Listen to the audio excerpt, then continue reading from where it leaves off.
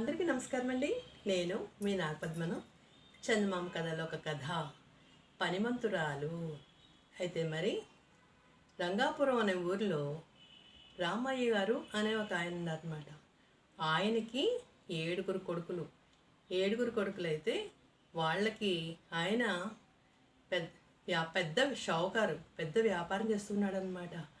ఆ ఏడుగురు కొడుకులు యుక్త వయసు వచ్చింది.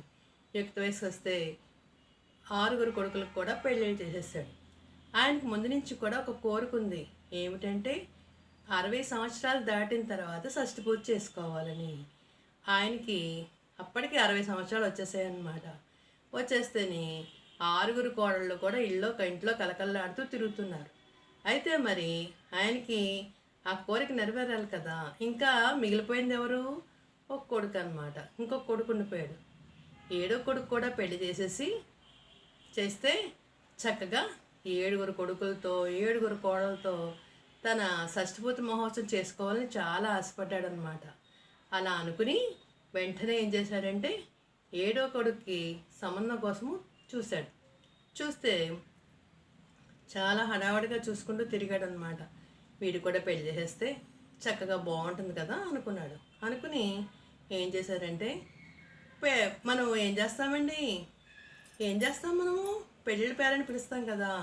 పెళ్ళిళ్ళ పేరని పిలిచి మా ఇంట్లో అబ్బాయి అన్నాడు, ఎక్కడైనా అమ్మాయి ఉందా, ఉంటే కనుక చూడండి, చూసి మంచి పిల్లని ఏమైనా చూడండి అని చెప్తే పేరయ్య ఏం చేశారంటే అదే వీధిలో తిరుమలయ్య గారని ఒక ఆయన ఉన్నారనమాట.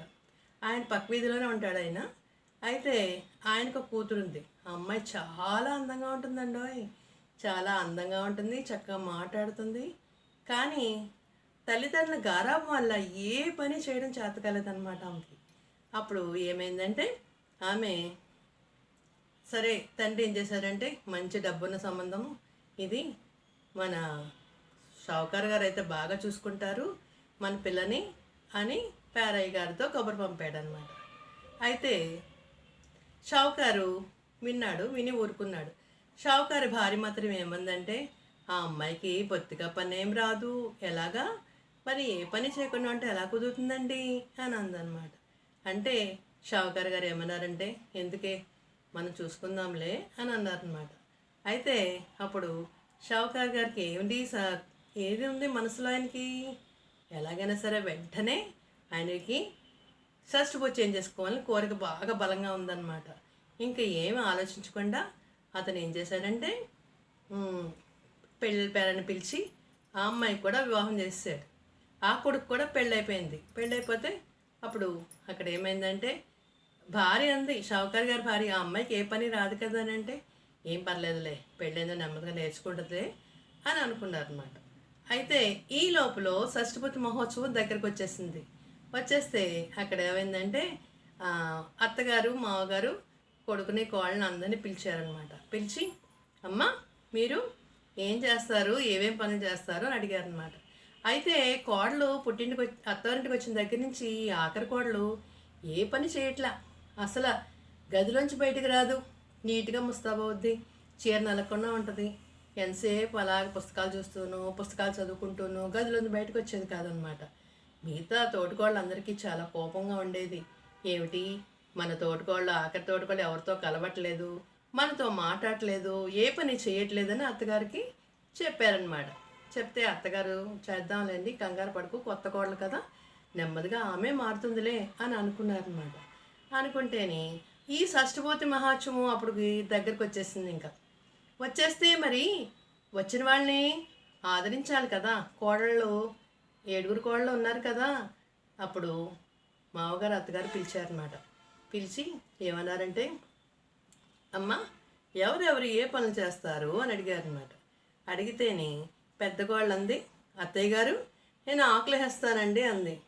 రెండో కాళ్ళు ఏం చెప్పింది, పప్పు వడ్డిచ్చేస్తానంది. మూడో కాళ్ళు ఏముంది, కూర పచ్చడి వడ్డిస్తానంది.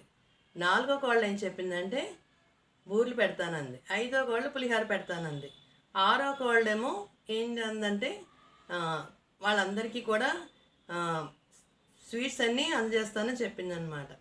చెప్తే ఆ తర్వాత ఏడో కోళ్ళు ఏం చేయాలంటే ఆమె ఏం చెప్పింది గవ్వ కోళ్ళు అందరూ కలిసి ఏమన్నారంటే ఆవిడికి విస్తరాకులు తీసే పని మీరు అప్పచెప్పండి అని అన్నారనమాట. అంటే అలాగా అని అనుకున్నారు. చక్కగా ఆ రోజంతా కూడా షష్ఠిపూర్తి మహోత్సవం చాలా బాగా జరిగిందనమాట. అంటే మనకి అందరికీ తెలుసు కదా ఎలా జరుగుతుందో, అలాగే చాలా చక్కగా జరిగింది. అత్తగారు మామగారు చక్కగా జరిపించుకున్నారు. దేవుడి సన్నిధిలో పూజలే చేయించుకున్నారు. అందరినీ కూడా ఆహ్వానించారు కదా, అతిథులు అందరూ వచ్చారనమాట. షష్ఠి ముహూర్త మహోత్సవం అయిపోయిన తర్వాత ఏం చేస్తామండి మనం? అందరికీ భోజనాలు పెట్టాలి కదా. మరి పెట్టినప్పుడు ఏమైందంటే అక్కడ కోడలు 7 వచ్చారనమాట. వచ్చిన అతిథులందరికీ శుభ్రంగా జాగ్రత్తగా చూడమని అత్తయ్య గారు మామయ్య గారు చెప్పారనమాట. చెప్తే కోడళ్ళు 7 వచ్చి పెద్ద కోడలేమో ఆకేసేసింది, రెండో కోళ్ళేమో ఒక రకం అడ్డించింది, మూడో కోళ్ళు ఒక రకం అడ్డించింది, నాలుగో కోళ్ళు ఒక రకం. అలాగా వాళ్ళు అనుకున్నారు కదా. అనుకున్న ప్రకారంగా ఆకులు అందరూ కూడా చక్కగా వడ్డించేశారనమాట. 6 చేసేసారు. ఈ 7వ కోళ్ళ పని ఏంటి?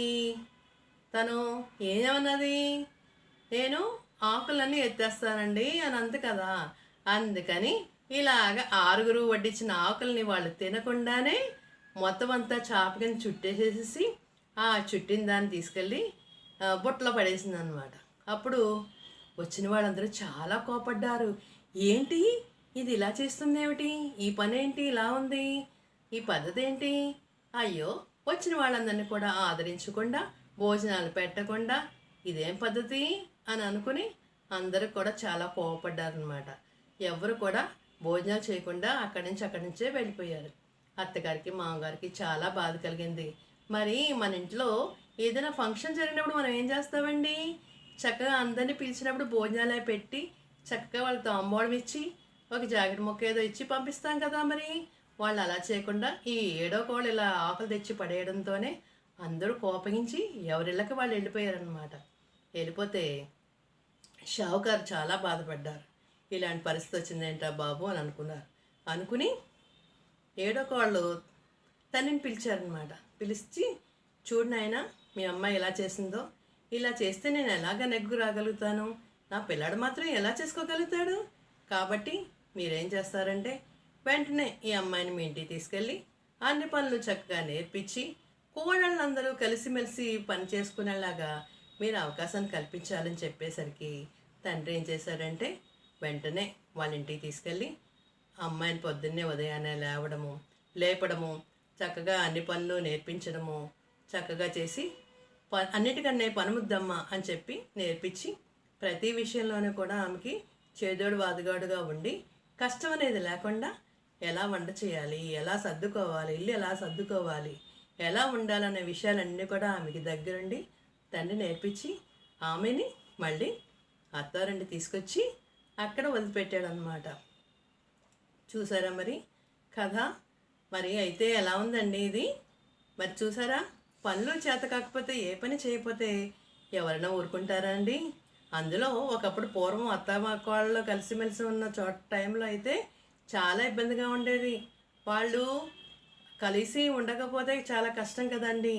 అక్క చెల్లెళ్ళలాగా తర్వాత ఆ అమ్మాయి అన్ని పనులు నేర్చుకుని 7వ కోళ్ళు కూడా అక్క చెల్లెలతోని 7 కూడా అక్క చెల్లెళ్ళలాగా కలిసిమెలిసి ఆ ఇంటిని ఎంతో అభివృద్ధి చేసి మామగారికి అత్తగారికి మంచి పేరు తెచ్చి ఎంతో సుఖంగా ఉన్నారనమాట. అయితే మరి తెలుగువారి దీపకాంతికి లైక్ చేసి, షేర్ చేసి, సబ్స్క్రైబ్ చేసి కామెంట్ రూపంలో పెట్టండి.